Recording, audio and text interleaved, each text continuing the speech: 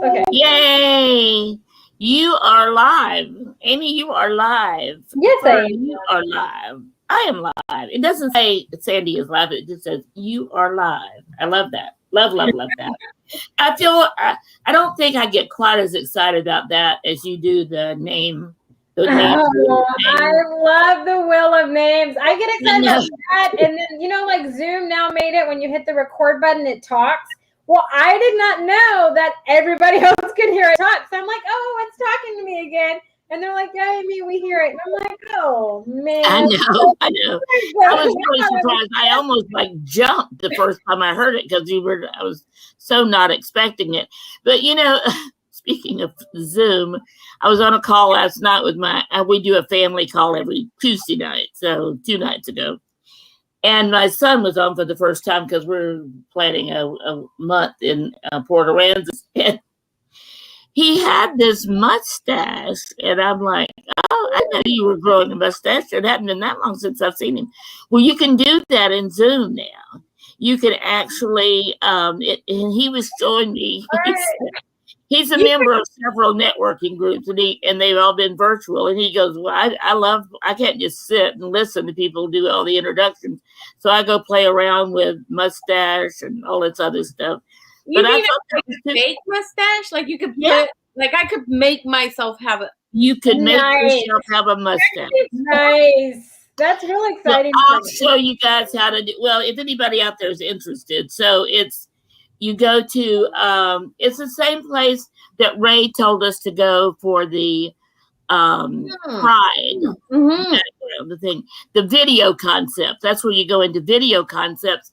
And then when you get to the video concepts, there's a little thing that says facial changes or something like that. Okay. And it says beta testing. So it's not its final thing. But there were several things you could do. But, I honestly didn't think about you having a mustache. Experiment. You could. You definitely could. Be entertaining. It could be entertaining with my cigar and a mustache. And you know what he said? He has never had anyone say, wow, you didn't have a mustache when you joined today or anything. And he's part of BNI. So he said it's funny. Nobody's ever even noticed it. That is so hilarious. It is hilarious. Anyway, today, this is Sandy and Friends. This is the podcast where we just talk about friends and friendship and what to expect and what to give and what's expected of us and just you name it. If the word friends comes up or even if the word friends doesn't come up, we still, because we are friends, we still talk about it. By the way, Fern, we did send the link to Alicia in case she wants to join us. I'm good if she wants to join every week. Alicia, we loved having you on. And I can't wait till you have the book ready for me to be an early reader and all of that. So I'm looking forward to getting to know you even more, Alicia. Yeah, she's a fantastic person. She is. Oh my gosh. And that's one of the things about friends and getting to know people and getting to be friends with them.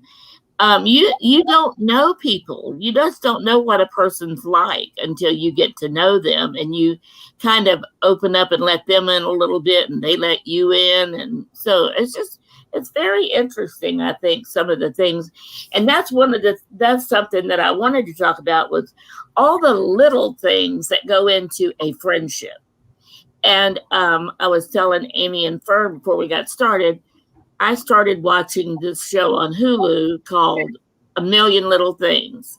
And honestly, I don't even know why I watched it the first time. I'd never heard of it. Nobody ever mentioned it to me. But I'm like, I think I'll check this out. And I did watch it. And oh my God, it was like, so if you've never watched it, I don't want to give anything away. But this was the very first episode. This guy's like a friend to all of them. And he's helping them do this. And he's doing all this stuff. And everybody called him, everybody would call him when they had a question. His name was John. And in the very first episode, he hands his secretary, his assistant, some things to do. And then he walks out on the balcony of his office and jumps. And he's like on the 12th floor or something. So she sees that he goes out there and sees that he's gone. And she goes running out and sees him, and so since then, it's been a lot of little things going on that you find out. Some of it is his wife is finding out about him.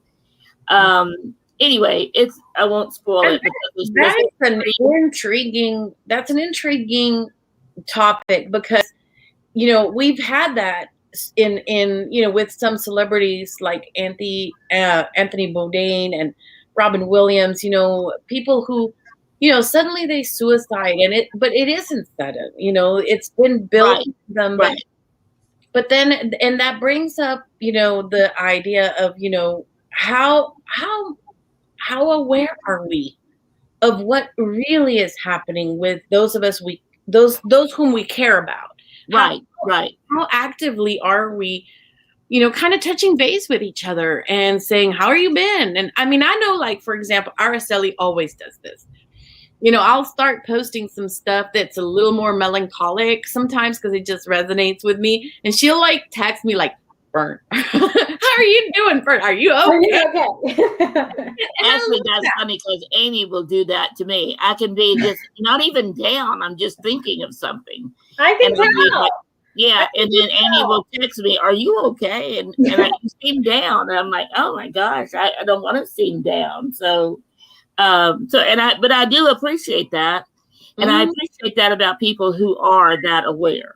Because I have a feeling I'm always on whatever the latest course I'm doing or the latest project or whatever.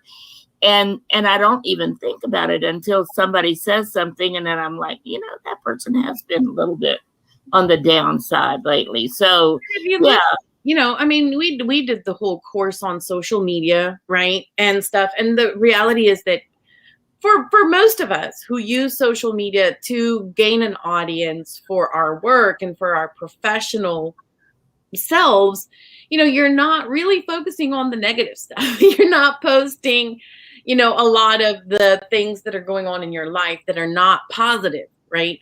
And so I think a lot of people have an image of you as, being super successful and super happy and everything's great. And then when they realize, hey, things were not going so well, or behind the scenes, there's struggles, it sort of shocks them, I think that's what we discover with these celebrities that suddenly, everything looks so good. I mean, they have such a great life. Look at how awesome and successful they are. And then especially, I guess the one that really hit me the hardest was Robin Williams, because I just loved his movies and, and his television show, Mork and Mindy. And when he did the Good Morning Vietnam, I thought that was the funniest thing I'd ever seen. And never in my wildest imagination would I dream that person was having serious problems. Mm-hmm. But on the other hand, my mother committed suicide when I was 17. And so, neither did I ever could. Now, looking back, I realized that she was either bipolar or but that was when I was 17, so that was many, many, many years ago. And it's before people really talked about it, and before you even knew there was such a thing as bipolar. Or I just remembered later that my mother would have what everybody called a spell. Mm-hmm. My mother had a spell, and my aunt. It was code for she's having an emotional breakdown. Right. And I remembered my aunt to come over, would stay with the kids until she was better. But she didn't get put in any place, or, as far as I know, she didn't even go to a doctor. She might have, I don't know. But it was never talked about. I mean, if I had said, what do you mean she had a spell? That, telling what people would have done, especially my father, because it was like they were so embarrassed that she had these spells. And I think today, and that's one of the things they do talk about on that show, A Million Little Things, is people don't want to talk about mental illness. They don't want to talk about potential suicide. They don't want to talk about you being in a bad mood or having problems. I mean, and that's really is something that maybe a friend would recognize. Yeah. That, hey, this friend of mine seems to be having problems. But on the other hand, if we are the ones having problems, you know, it's not easy to go to even anybody and say, look, I've been you know, on the personal side of things, you know, how do you find that person that you can trust enough to share darkness with them, you know? Because reality is that so many times, I mean, I know that I have learned over the course of my life that people come and go. Only a handful of people have really remained consistently throughout my life. You know, some people have friends that they've had since high school, they grew up with, and they've been friends forever. But like I never was that kind of, you know, I was so introverted and shy. I never really made a lot of friends early on. And so, you know, and in this moment of my life, I wonder about opening up. You know, I've opened up to some people and then I've gotten, you know, punch gut. Yeah. Because now that person is being an you know, a-hole. Yeah. And so they know stuff about me that I don't really want people to know about. But, you know, so I don't know. It's kind of hard. It's a line that, you know, you navigate of how much do you trust people and when do you know that this person is someone you can truly be yourself enough with to share a little more of what's going on with you, you know? Yeah. You know, I hadn't thought of that, but that would definitely be one of those little things, quote unquote, that is part of friendship. And that is, you know, when do you talk to someone and who do you talk to? Yeah. Because I don't. Do you have some? How do millennials handle that? I don't really know how millennials handle it. I mean, the question that was coming in my mind, I was just waiting for an opportunity to ask it, is how long do you feel those relationships take to build? You know, like if it's a new one, how long does that relationship, would you say, give or take, I guess, in the sense of like, you know, say I just met you and I'm having a really hard time, I'm not going to open up to you. But if I've known you for 3 or 4 years and I've gone through several changes and you're still a part of my life, I'm probably more comfortable doing it in that route, you know? I don't know. Maybe it's just me. I'm always leery of people that the first time you meet them are an open book and tell you the whole life story. Yeah. That just makes me leery because then I'm like, well, it makes me uncomfortable, I guess, because I'm like, well, I don't really know you and I don't know the best advice to give you. And I'm kind of taken back, right? And so I feel like, you know, in times of need, when friends need each other and when, you know, a friend needs you or you need them and vice versa, I feel like you're kind of more likely to go with someone that you've had years of friendship really like with, I guess. Like Vern was saying, people come into your life for seasons and then they kind of, not like it's a revolving door because it's not all the time, but it's seasonal, right? I mean, different transitions and seasons in life, you get new friends. You know, like when you graduate from college, you start your first job, you have new friends. If you have a family or you get married, you have new friends that are in kind of that cycle of life, right? And so I feel like, I don't know. I mean, it's a hard question to such a difficult, I guess, topic. It's more not that it's taboo to talk about, but it's something that not many people do talk about. And they're not open with it, right? Because there's a stigma behind it, you know. And in reality, there is. The people are looked at differently if they have these issues and thoughts, so they don't talk about it. And I think that is something that just having the prolonged relationship and rapport with is probably the best route. But not everybody has that. So I mean, it's kind of one of those. That's the ideal answer, and it's perfect, but it's not true for everybody. It's not. I can't give an answer that fits for everybody because millennials are just out there. I mean, our business is out there. You take it how you want, but at the same time, it's a facade. Does that make sense? Because you have all these people that paint their life on social media, and millennials are very good at it. As my life is puppies and rainbows, and I'm taking pictures in front of expensive cars and expensive houses. My family life is so great, and la la la. And that is the biggest load of BS ever. And so we live in a time that makes it so difficult to really tell what's going on with people unless you know them. Like Sandy, I've known you for 10 years. I can just sense if you're having a bad day. And I'm like, Sandy's having a bad day. I'm going to text her, you know, because I haven't heard from you. And like, it's the same with Fern. I mean, I've known Fern, I don't know, I moved to Houston and I started going to Indie Paloozas. We didn't talk a whole lot. I've met you a lot more now recently, but I knew of you. And so I think it's, you know, it's something that develops over time. But I mean, now I can sense when something's wrong with Fern. I'm like, Fern, what's going on, man? Like, it's just one of those things. The more you get to know people, the better it is. But it's just one of those things. Because you have to think about, like Craig Matthews is saying, you know, trust is tough to build.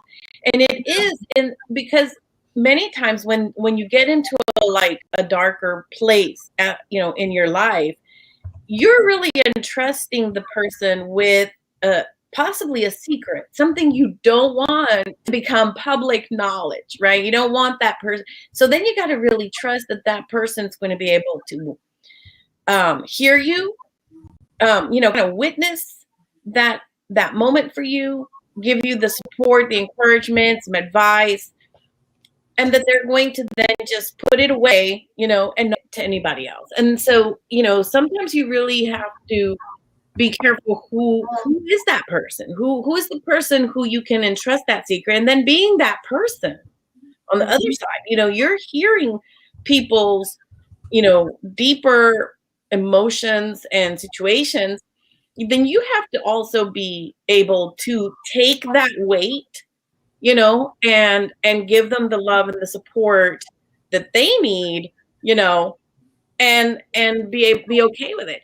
I mean, because when I was going through my divorce, you know, I had a friend who was also going through some tough times, and it was a very difficult thing for me to sit and listen to her share some of the hard things that were going on, because I was going through so much myself in that moment. Yeah. And it was very hard to be positive, you know, to put my own, and to, you know, bring what she needed in that moment. And then, you know, and then there was no reciprocity. Like, there was no awareness. There was no awareness on the other side that, hey, you know, Fern is technically going through a divorce. Maybe she isn't in the joy, Fern is happy moment, you know? So it's interesting, the dynamics that we go through, you know. I don't know. Yeah, I hear you, and I think that you just said one of the things that I'm always fearful of, and that's that they're going to go tell everybody. So I'm sharing it with one person, and they're going to share it with the world, and so that makes me a little bit hesitant. Especially if it's something that personal, like going through any depression or anything like that. Yeah. I mean, it's like, I don't know. I mean, I don't know. For me, a lot of it streams back to social media and stuff. And I work social media, so don't get me wrong. I do love it. It's a love-hate relationship. Okay, it really is. But it's kind of one of those, like, say, you know, I don't know, Fern, like, let's just say that I was the one that you were talking to about the hard time you were going through. And then I put up some kind of post that's like, man, I just had a really rough conversation and, you know, I have a grim look on life or whatever, like just something like that. You know, it's about you. And it kind of did tell everybody because you know it's about you. And I feel like maybe it's a millennial thing, but that's how a lot of us communicate now, is through posts or messaging, you know, slide into my DMs, you know, send me a DM and then I'll help you out. You don't have to text me or email me, right? Who checks their email? I mean, I do, but you know, who really does that now? And that's our form of communication. And I feel like social media has made it hard to be vulnerable with people because it's so easy to put someone else's hardship out there for you to capitalize on, and not by like money, but by like likes and comments and feedback. And it's, you know, you weren't being vulnerable with the entire world. You were just being vulnerable with one person. And so I feel like that, maybe it's me. Maybe I'm just not a people person, because that could be it. You know, maybe I just don't like people. No, but I think you're right, because like sometimes you do. Like, Yeah. And the thing about it is, so I share a lot of like motivational things and romantic things and just little sayings that resonate, right? Life universals that resonate. And so and I do find that, of course, how I'm feeling, the conversations that I've had with people most recently are obviously going to be the pieces that resonate the most in that moment. So, you know, you're sharing because, hey, this is a universal truth that resonates with me. But a person could look at that and go, oh, she's talking about me, even though you haven't mentioned or tagged, right? And so I think that in a certain way, we need to also not be so sensitive when we see that. You know, if someone is posting something, but they're not tagging you, you know, you just have to also release that, you know, as, okay, you know, it obviously, our conversation influenced that post, but it wasn't like, you know, they went out and blasted it to everybody, you know, but there is that, and it just happens. It just, you know, like sometimes you click share before you really think about, oh, I wonder if so-and-so will think this is about them. Yeah. You know what I mean? Yeah. You don't even think about it. Yeah. I mean, it's the delete button is, you know, your best friend, but it's not really deleted. Always, someone has always seen it. Even if you just posted it, someone has seen it before you hit that delete button. And that is the biggest thing that bothers me. It's like, no, this is misspelled. This is awful. And you know, like 10 people have seen it. And you're just like, man, now I look stupid, you know? And it's like, oh, one of those things. But yes, Craig, that is a good one. Vulnerability makes us feel naked and unable to hide behind a computer or a facade. See, yes. So, Craig, you can put your answer to this question I have for you in the comments. But do you feel like that is something that is like our major issue now with technology and social media and stuff today? Is having that facade and all that and hiding instead of being authentic and real, right? Because I know COVID hit, so this really isn't a relevant part, but you know, before COVID, how many of you guys actually like went out and went to socials to meet new people and went and got drinks and stuff all the time? Or did you just do it all online? And then you had an excuse because COVID hit, so it was easier to communicate online. It's so much easier to do that or in a text message than to talk in person. You know, so I don't know. Well, and you know what? Even like, so talk about facades, right? Yeah. When online dating sort of started, I thought, you know, well, this is an interesting, you know, experiment because you can be more real. You know, you're not meeting the person, you're not judging the person by how they look. So you could maybe put your personality, who you really are, out there and find someone that resonates with you on a deeper level, right? Than just what do you look like, right? And it could end up having some really great relationship. You see testimonials of people who really connected on a very deep level. But interestingly, you can also end up with people who are putting forth, you know, an image, a facade of who they want people to think they are.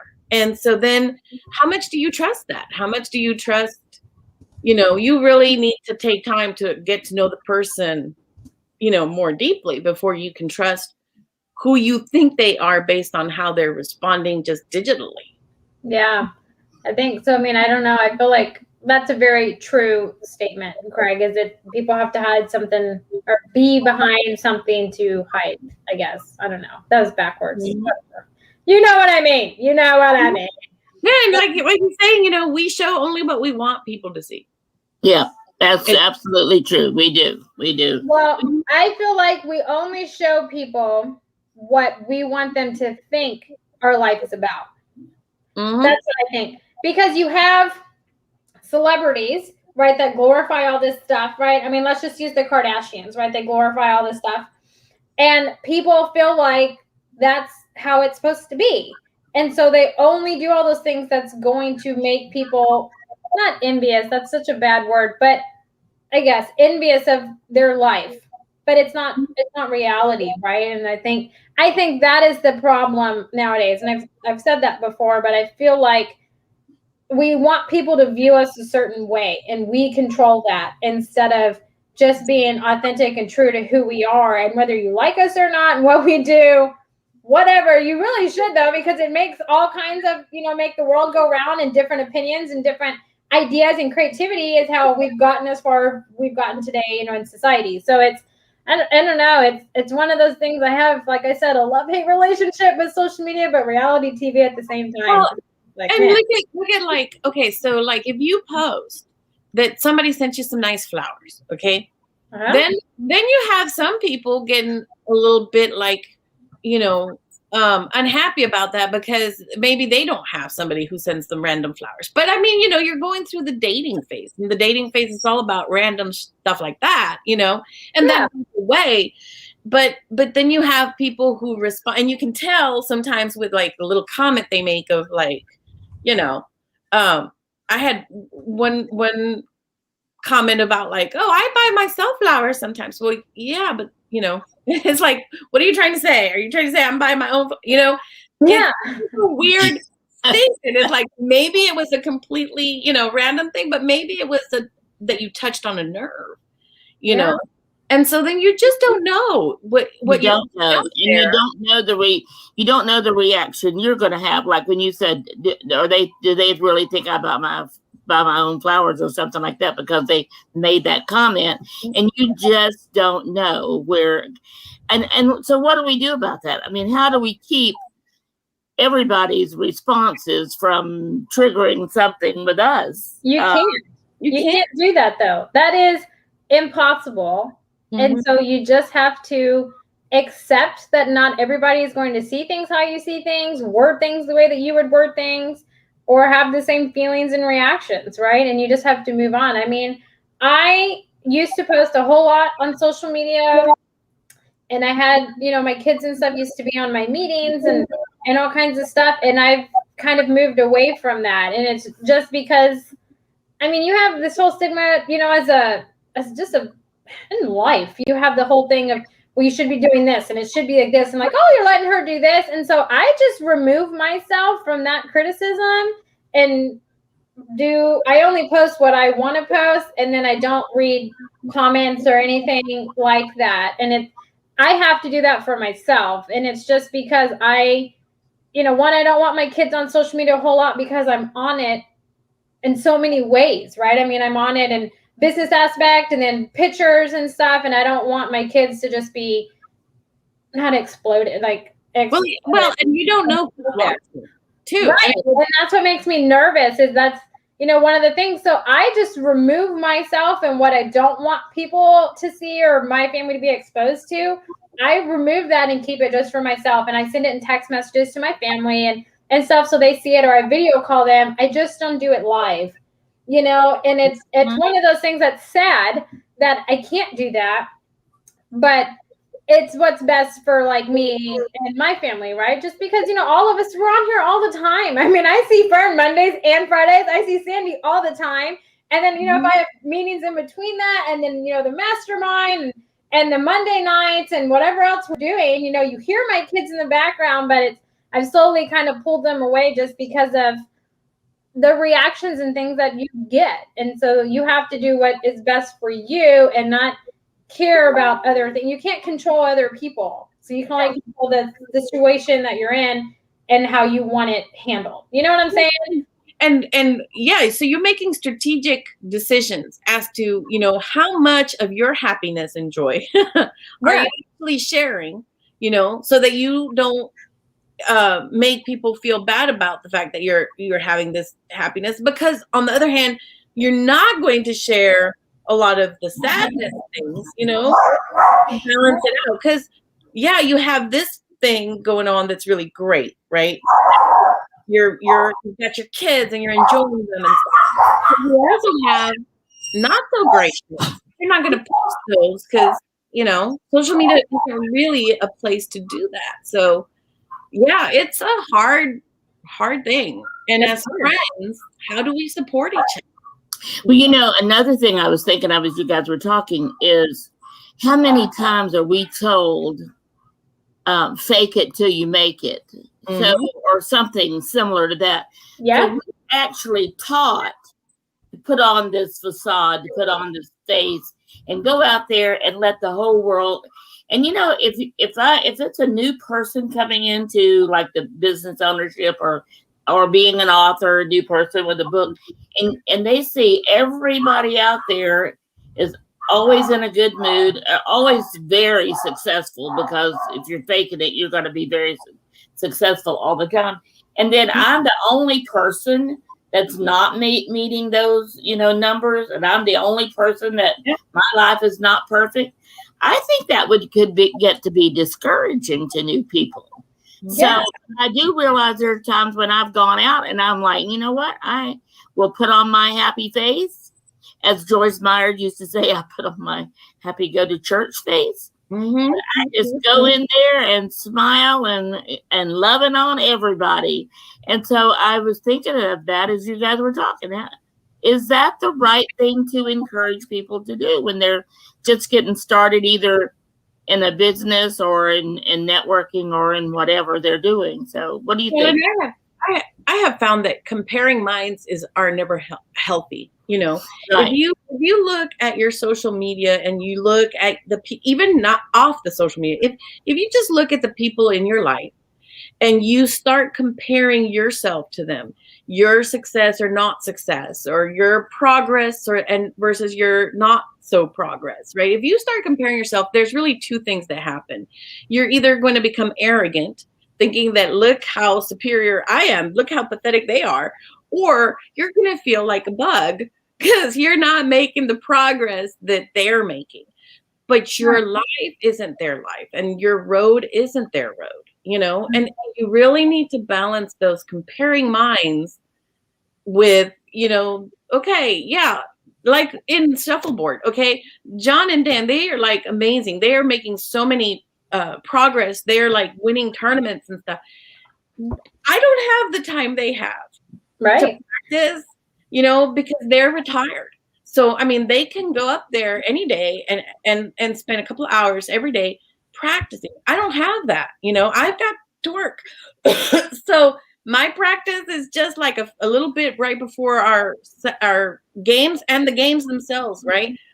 So my progress ain't gonna be as quick as anybody else's, who has more time. So it doesn't yield good results when you compare yourself.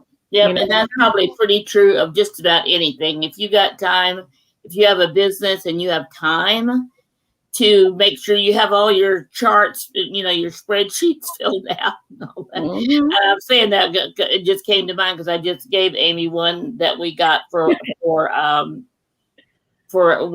course that we taught on social media. Yeah. So who else hates spreadsheets? If you hate spreadsheets, please put it in the comments, because I hate them. I do. I hate Excel. It is not my BFF. For me, Excel every day is different, and I can't keep up. I give up. If you are an Excel expert, please reach out to me, because I suck at Excel. I really, truly do. So I don't know that we need to be an expert in Excel. I don't know how to work it. Like Josh is over here like, look, Amy, all of this right here, and it'll add everything up for you. And I'm like, how the hell do you make it do that? Hey, Craig is with you. He hates it too. It's a horror. It's a horror story. Excel. My husband's good at it too, and I'm just like, honestly, as long as I have you, why do I need to learn how to do all that? I hate it so bad. Like it's not, you're not supposed to hate anything. I hate it. Okay. It's the one thing in life I do hate. I'm just saying. There's been times that I hated Word too, because I think Word can get to be they have all these formulas that you can't see. They're like built in and hidden. Yeah, I don't get it. And so a real friend would help you out, right, Amy? You would think, but we all hate it. We can all work it out together in our mutual hate and commiserate each other. Yeah, that would be one of those. That would be one of those million little things that friendship helps you with. Because I know there's, like I know Josh is going to help you, and I know he is your friend as well as your husband. So I love it. Yes, Craig, creative types do hate it. Yeah, that makes me feel better about hating it. It really does. Craig, you are just like you're just being great there today with all your comments. That's great. Love it. Love it. Love it. So it's been a little over 30 minutes actually, but we do want to keep in mind your time, and we do appreciate all the time that you guys spend with us. And if you're watching this, I did put the YouTube link on my Facebook so people could go watch the videos and the former ones on YouTube. And then most of the people that are commenting today are from LinkedIn. So Craig, thank you very much. Jeff Smith is from LinkedIn. So you guys from LinkedIn, thanks for joining us. And I've got more friends on Facebook than any other social media, but I would love to have more friends on LinkedIn, and I love Twitter, of course, for all the things we do with authors. So it's been a great discussion today. I love, love, love how our discussions go. So if you're watching it later on YouTube, go ahead and fill in the go ahead and make some comments. Also, we'd love it if you would subscribe to our YouTube channel, because that would help us get to 100. And when we get to 100, we can be on iTunes. And we're going to have some drawings along the way as we get a little closer. So tell people about it. Go subscribe on YouTube, and we'll see you back here next Friday for another discussion on Sandy and Friends. Yep. So have a great week.